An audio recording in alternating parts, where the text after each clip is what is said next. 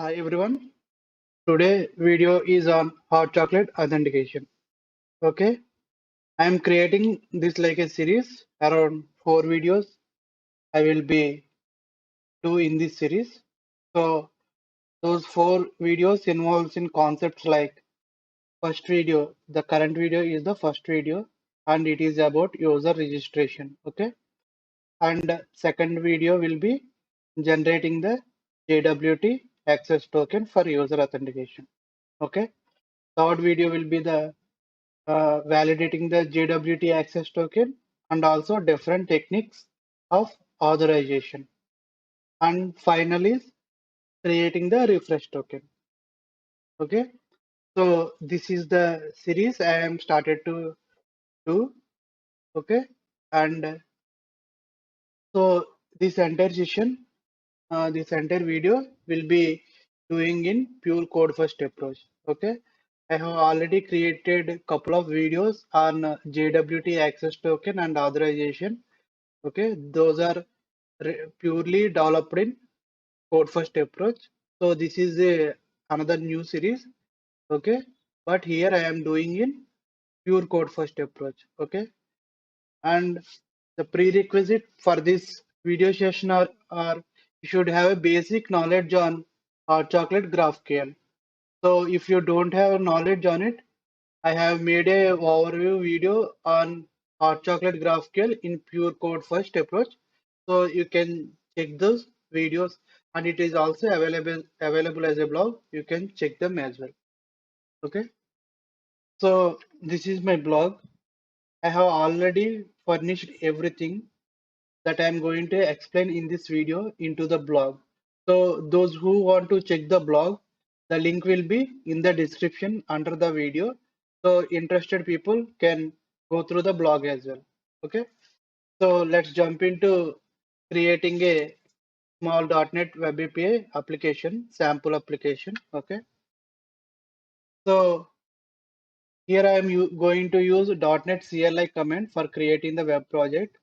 Those who are using Visual Studio, you should have 2019 if you want to develop the application in .NET 5. That too version 16.8 point something only supports the building of .NET 5 in Visual Studio. So Visual Studio developers, please make sure to have the latest IDE. Okay, I am using Visual Studio Code Editor since I am creating the project with CLI command. Let me create my project.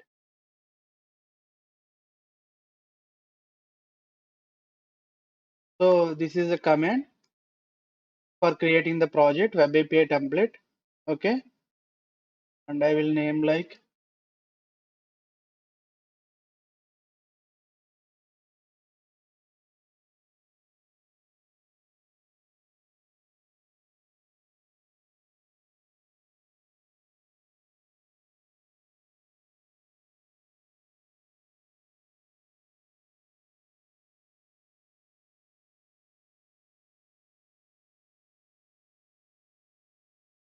and I'm going to open my project in Visual Studio Code Editor.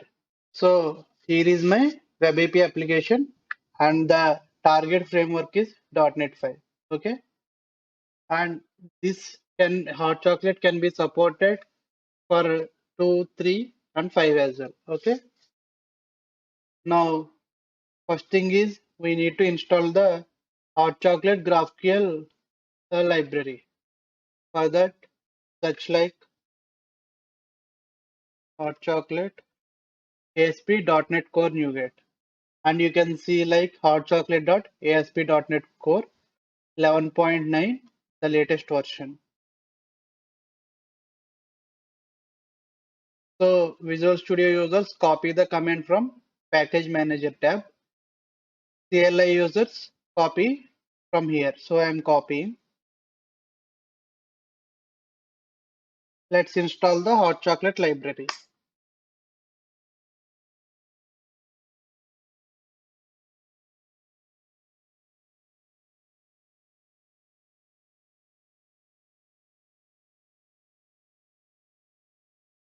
And we can observe here package has been successfully installed into our sample. And now initial steps are like we have to configure the GraphQL server as well as the GraphQL endpoint. For that, let's go to startup file.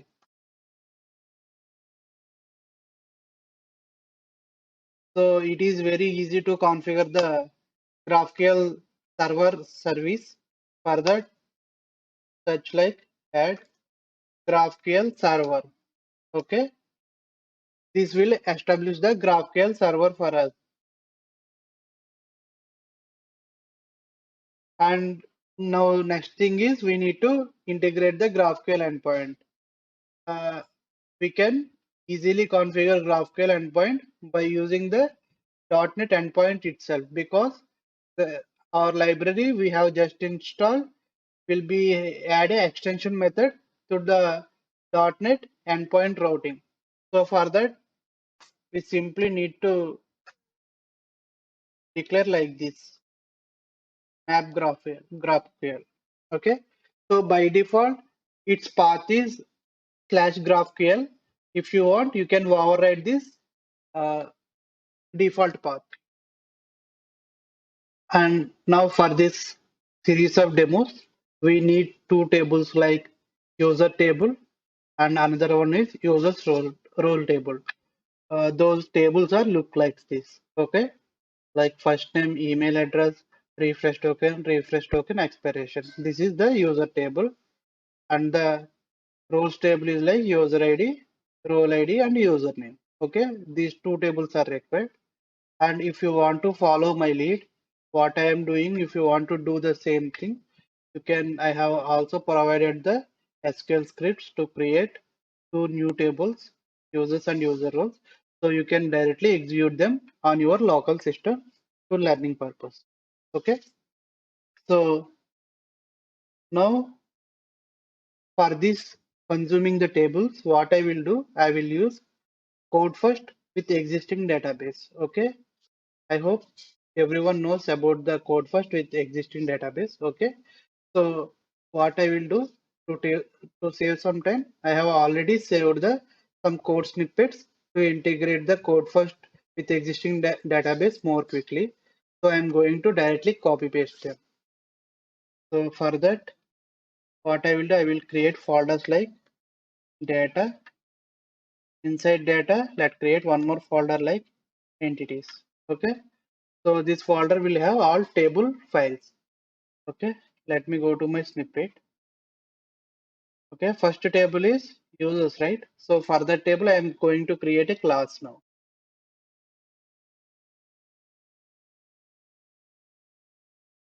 So let's copy that class from my snippet.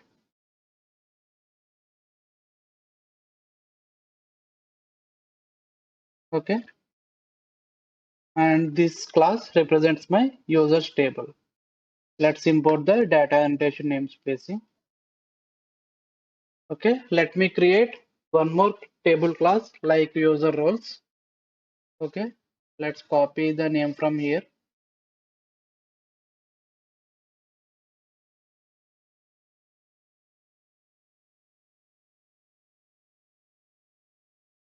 Okay. Let's copy that table class as well from my snippets.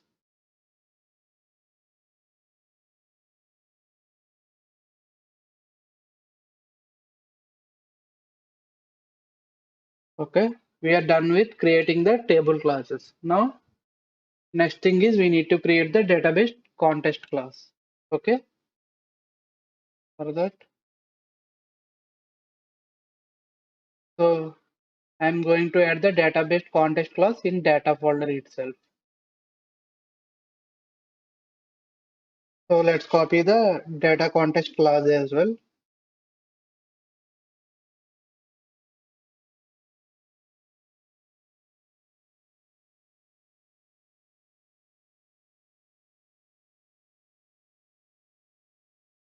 Okay, we have copied successfully data data context as well.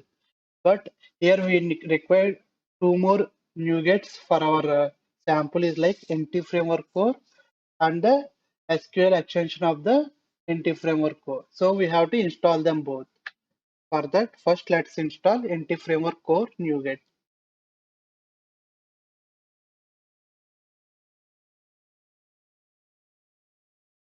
I'm copying the CLI command for that. So install. So NT framework core installed. Reference has been added. Now I need to install SQL Server extension for the NT framework.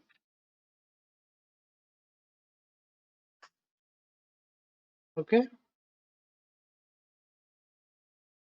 copy that.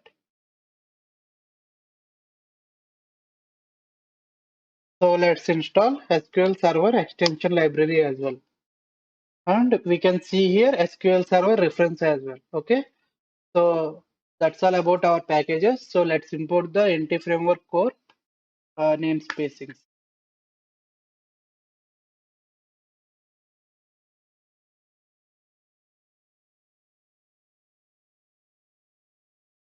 And finally, let's add the SQL Server connection string in the JSON file.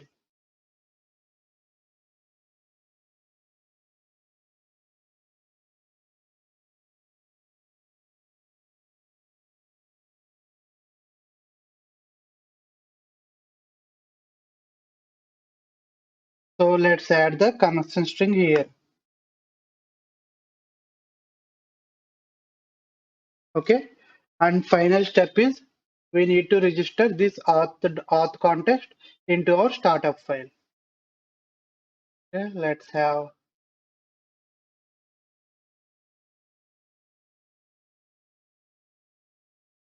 Okay. I will copy it from my blog.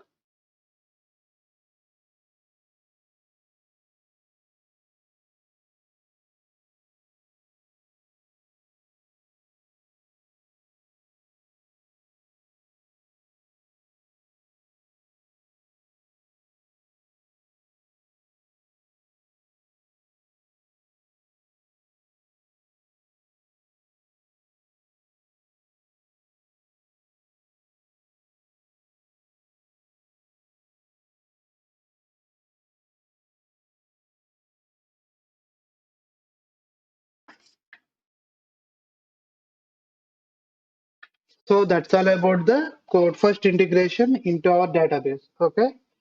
Now we will implement the logic for user registration. Okay. For that, I will create some logical files. So let's go to here and add a new folder like logics. Inside of it, let's add a class file like auth logic.cs. Okay. Now in this file, we are going to implement our user registration process. So let's create a auth logic class.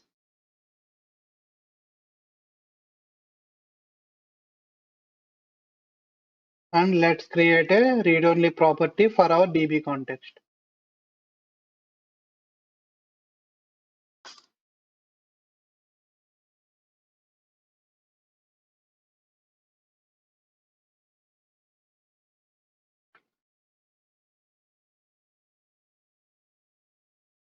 Okay. Let's constructor create and inject our DB context.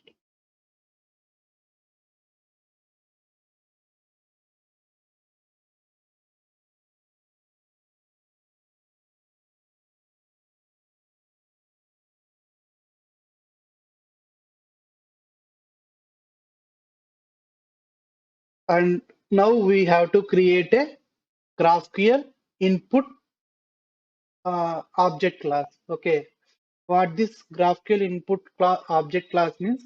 This will be used to receive the payload from the client. Okay, so we have to create a class for our registration payload. We will post user data to register, right?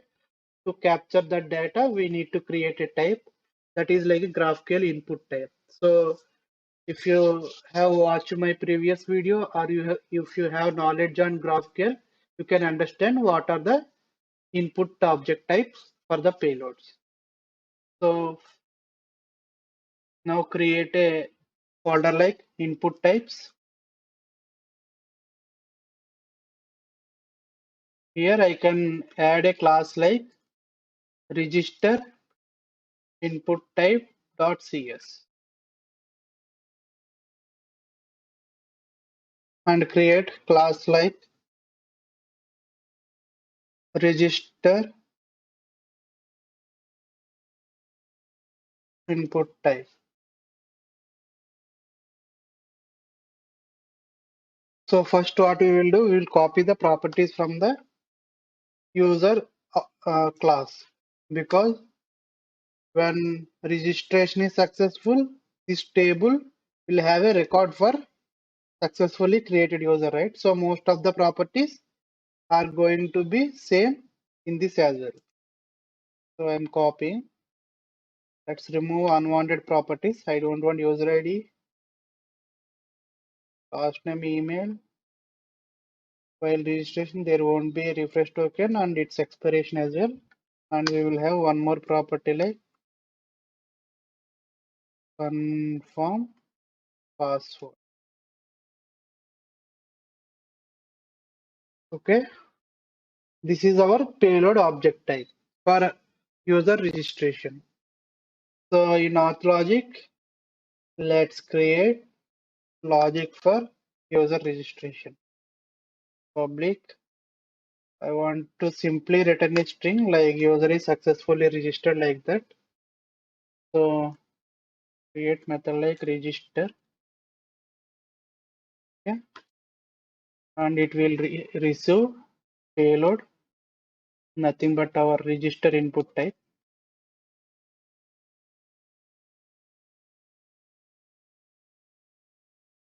Okay, this register input type is my naming convention. You can use your convention as well, but most appropriate is this way, because in GraphQL there is a concept called input types. For that, please watch my previous videos. And I can specify like register input. Okay, now before creating or registering the new user, we should validate the payload. For that, I have created a sample snippet with all basic validations. This is for demo only, this snippet, but based on your business, you can add more and more validation. Okay, for me, this is enough for this demo. So let me copy that snippet. Let me paste that one, private method. Okay, some imports needed.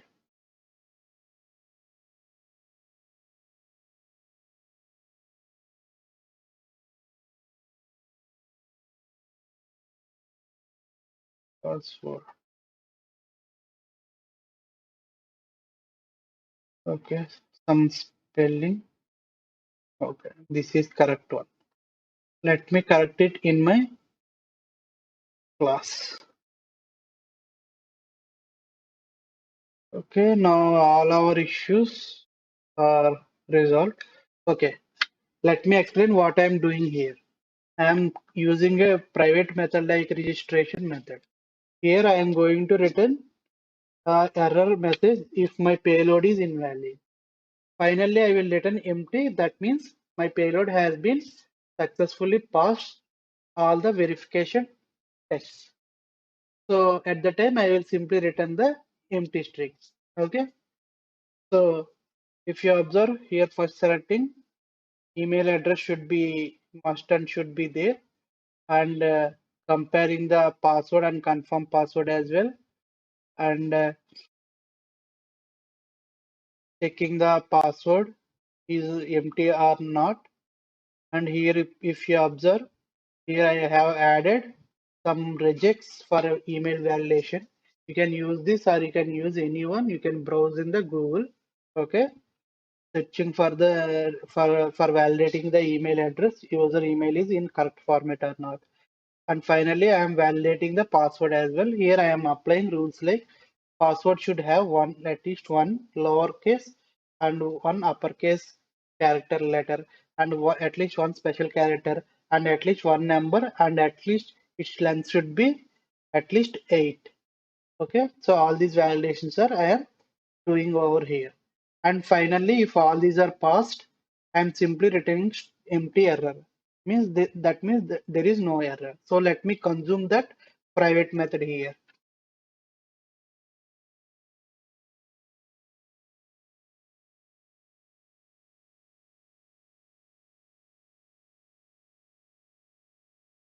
Okay, if this error message is not empty, means our validation is failing. That means our user data is not a valid data to register it. So in that case, I am simply written that message from here.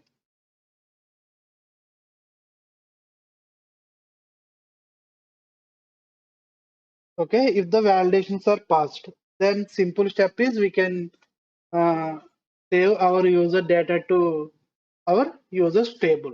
Okay, but here we need to remember one more thing is that we cannot save the plain password into our database. We need to encrypt it.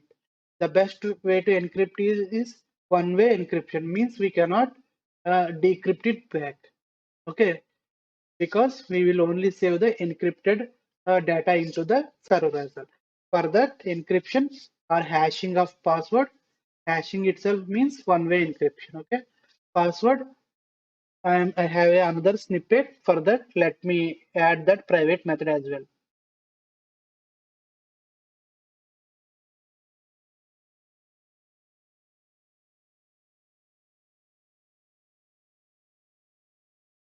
So this is my private method. Let's import system security cryptography namespace. Okay, let's import system namespace. Okay, okay. Let's see what is this snippets. Okay, so here I am declaring salt. Salt is nothing but I think we already know for encrypting or decrypting we need to use a salt. It is like a password key for the encryption or original password. Okay. So here what I am doing using the RNG crypto service. Okay. This crypto service will provide the random string. Okay. From that random string, I am reading the bytes, okay, and pushing them into the salt. So here ultimately what I am doing, I am randomly generating a salt. Okay, we are not, so this means we won't use same salt for all the users. Okay, so here we simply reading into the uh, salt. Okay, salt 16 byte array of bytes are copied into the salt variable. Okay, once we did that, we are using RFC one constructor method. Here, if you hover here, you can see it is for encrypting the password. See its input parameters like password and byte array of salt and number of iterations should be take place before generating the final byte array of password. See, this iterations number we can give any number if you want. More number of iterations, more solid password we can generate. But one more thing that may impact in your performance also. So on taking the consideration of it, you can specify your own iteration number here. Okay, and one more thing, this iteration number should be same while decrypting the uh, password as well. Okay, so please note of it. And once password is encrypted using this RFC constructor, we are storing into the pbkdf2 variable, any small variable. Okay, and from this variable we are getting the 20 bytes from the generated encrypted password. We are only taking 20 bytes. So these bytes are you can use like this as a standard. If you want, you can change this length as well. Okay, and pushing into another variable like hash. Okay, now we have two byte array of variables. One is salt, that is 16 byte, and the another is hashed or password hash code, that is 20 bytes. And finally, what we are doing here, we declared a hash byte variable of 36 bytes, and we are uh, merging our both salt and password as a 1 byte array. See here, salt, okay, and pushing into the hash byte. Similarly, hash also pushing into the hash bytes. So if you observe salt line from the zero index of hash bytes to total 16 length of hash bytes are pushing into the hash bytes from the salt. Okay, and from if you observe here hash bytes from the position 16 why because hash bytes index will starts from 0, so from the 16th position to next 20 means ultimately 30 bytes of uh, byte array we are merging, and we named it as a hash bytes. And finally, from that final hash bytes, this final hash byte, what it contains, part of our salt and part of our encrypted password. Okay, and we making as a string and returning it. So this is how we are encrypting our password. Okay, so let's try to register our user. For that, what I will do, user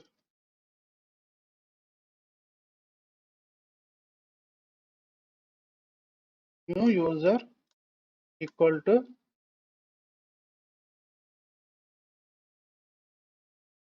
okay, let's populate data.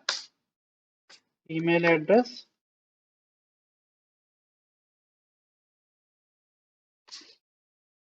first name,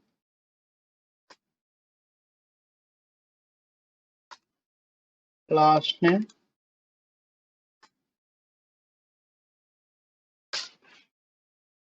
okay, and finally we only want is password.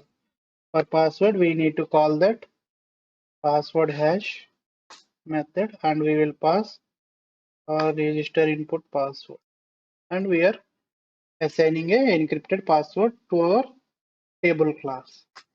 And finally,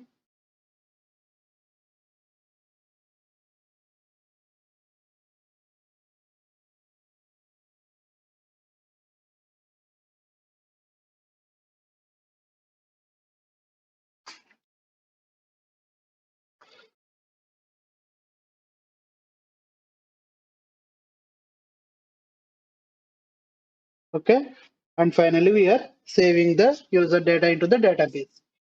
And here I want to also give some default role to the new user. Like what I will do, to create new user roles like a default role. Okay, name is like I can say like admin. Default role for a newly registered user. Role ID will be primary key, and I need user ID so that I can do.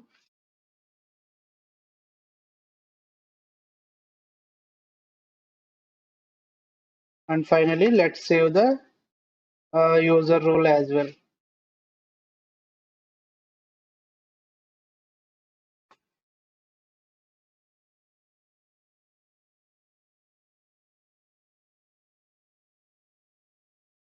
And finally, let's return a registration successful, some string message. Okay, so this is our core logic for the user registration. So once we look briefly what we are doing, we are validating here user payload. If it is good, we will continue, or else we will return the error message. And finally, we are creating the user object from the payload, and as well as we are hashing our password. And then we will creating the new record for the user. Once the user record is created, we are adding some default roles. This is purely optional. Okay, if you have a dashboard there, you can provide, but to fulfill our demo, I am giving the default roles as well. And finally, giving a small success message to the end user. Okay, this is all about the our auth logic for registration.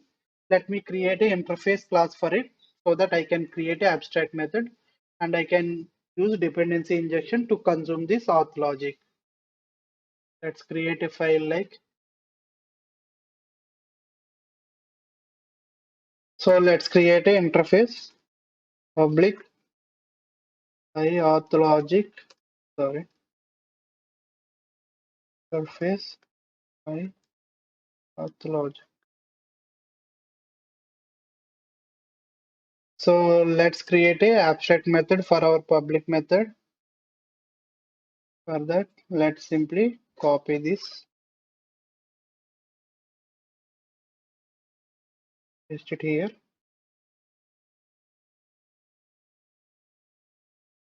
import namespace.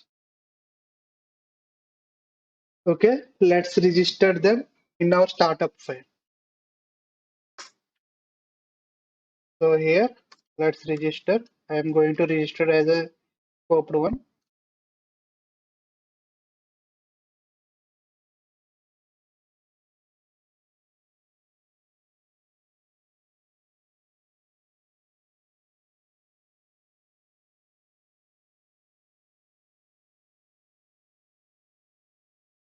Okay, okay, I have forgot to inherit that one. So let's go to auth logic.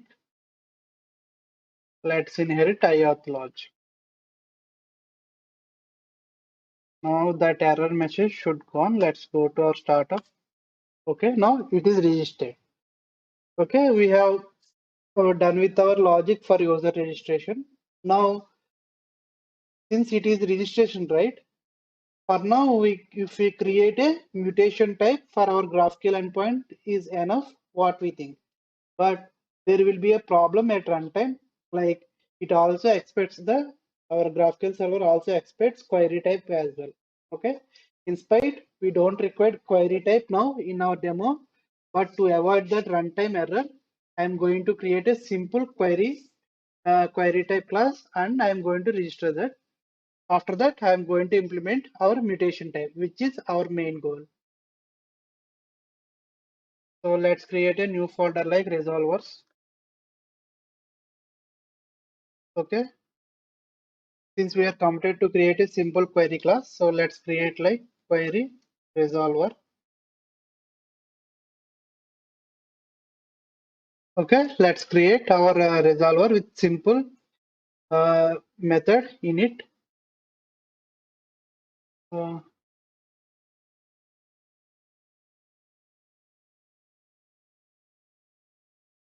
so here we will create a method like simple method. So I am going to return some message like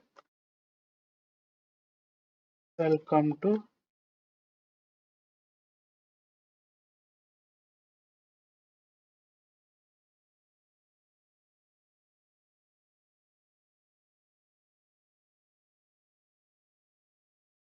Okay, this is my simple resolver. So let's register it in our startup. To do that, go for our GraphQL server and I add one extension method like query type. Here I need to register my query type class. That is nothing but resolver class. So this will help to avoid the runtime error like user throws when there is no query resolver to it. Okay. Now our main important type is mutation type. We are going to create that type. So for that, let's go here in resolver, add a new class like mutation resolver.cs. So let's create our mutation class.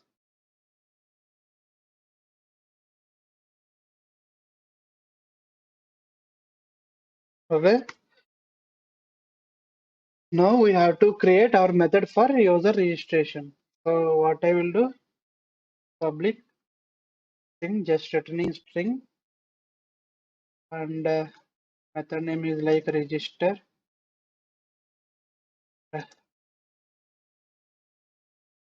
have mentioned its payload is of type register input type. Okay, register input, and here we need to inject our IOC service. For that, I am going to use hot chocolate service attribute injector. So here now I can specify auth logic.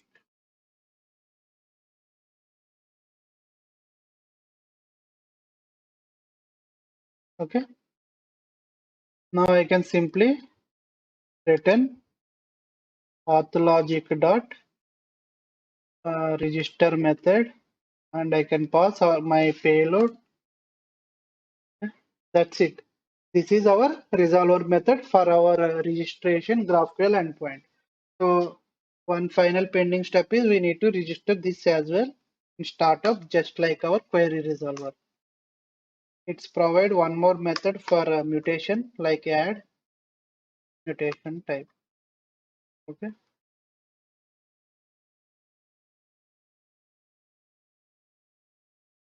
So that's all. We have successfully completed our .NET side implementation for registering the user.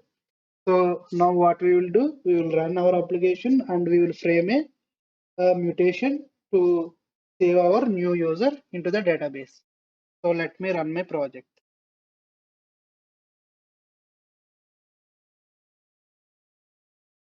So let's navigate to our endpoint GraphQL. Okay. Here, let's create a new tab. And what I will do, our method is mutation for mutation, right? So let's do it. And since our resolver name is resolver method name, what is our resolver method name in mutations register? So let's copy it, and it will generate it as a small lowercase, sorry, Pascal case it uses. So make it small r. Okay. And now we have to create a variable when we want to post the dynamic data into the GraphQL endpoint. For that, if you click here, it will toggle few additional tabs. There, select our GraphQL variable tab.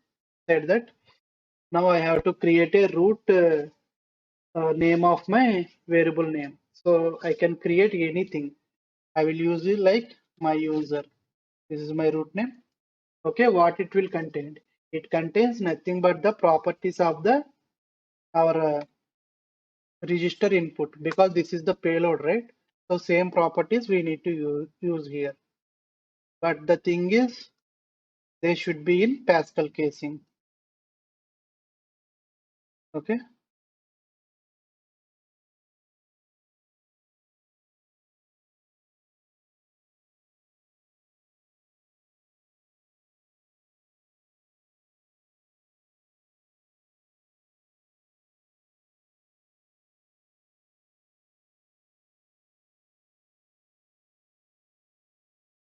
Okay. This is my payload.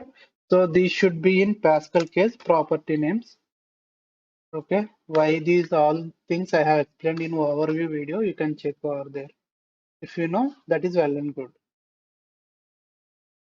Okay. Now I need to create a GraphQL variable. So this is my GraphQL variable, but while creating in mutation, that name should be prefixed with dollar. So I can specify like that name. This name. And here for this dollar, I need to specify the type. So I have mentioned where these properties are coming. These are coming from register input type. So copy this to specify the name and paste it here. Plus input. This is the convention that GraphQL will generate while generating the schema on runtime. So what it will do means, for the class name of our input payload class, it will append input string, like here if you register input type input. Like this, it will create generate a type in the GraphQL schema. So this GraphQL schema is going to be created on runtime under the behind scenes. We no need to worry it, but we need to know these kind of little things. It's like type while querying the data. So register method has a payload parameter, right? You go here. So what it is, a variable name, register input. So I can use directly this name only. Okay, and I have to define this variable to here. So finally, what we are doing, we are invoking the register method and variable, and we are declared its type as GraphQL variable. And now I need to specify the payload here. So let me add some payload to register myself. Okay, let's test at the rate test.com. 1, 2, 3. Okay, 1, 2, 3, 4. Let's first test our validations are firing successfully or not. So let's hit here to invoke the endpoint. See, we are getting not a valid email. Okay, so our validations are firing. Let's check couple of times then. Test.com. So now it is a valid string email. See, now validation is changed, not a valid password. I have mentioned, right? The password rules are like at least one capital letter and one small letter and one number, one special character, and also one. Uh, that's all. So let's create a password with those things. 1, 2, 3, 4. Let's test now what it will show. See, confirm password is not matching. This validation also firing. Now let's give the same password here. Now it will validate all our what I can say validation rules successfully. See, now I am getting registration successful. That means our all validations are passed and a new record has been created into my database. Let's check our database. So users table, let's execute. See, I am successfully saving into my database. See, our password is hashed. And you can also check there will be a one default role we are already adding to our database. So from this we can understand we have successfully created our uh, user registration process in GraphQL endpoint that is to purely defined in pure code first approach. Okay, I hope this video is helpful for to you a lot. And in the next video, I'm going to explain about generating the JWT access token. So that will be the part 2 and the continuation of this video. I hope this video has delivered some useful information to you all. If you like my video, please do subscribe to my channel. We will meet you again with the new videos in soon. Until then, signing off.